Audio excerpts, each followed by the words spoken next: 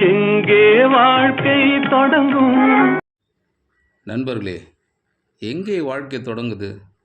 நாம் நல்லா தூங்கி காலையில் எழுந்திருக்கிறோம் பார்த்தீங்களா, மனம் வியாபிக்கும், மனம் வெளியே வரும், எண்ணங்களாக வெளியே வரும்.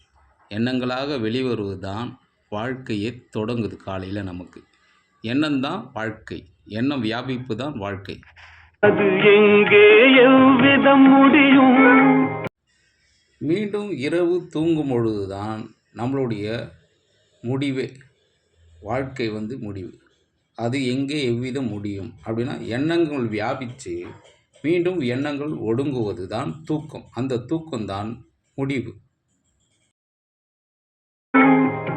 இதுதான் பாதை, இதுதான் பயணம் என்பது யாருக்கும் தெரியாது.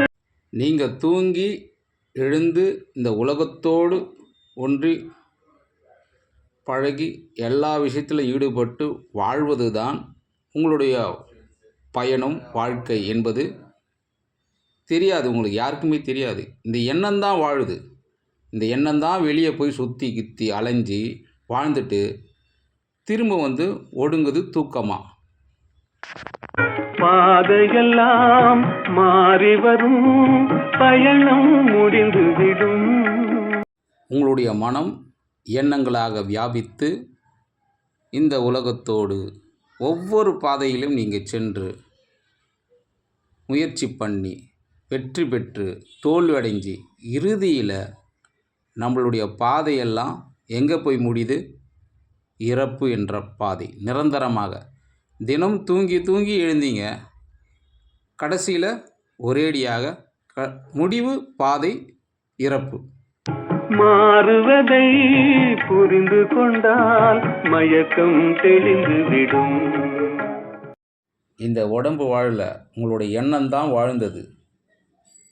இந்த எண்ணம் தான் வாழுது. வெளியே போய் சுற்றி காணல் நீர் இருப்பது போன்று தெரிந்து கொண்டு மான் அதை குடிப்பதற்கு தெருத்துவதை போன்றுதான் நம்மளுடைய முயற்சியும்.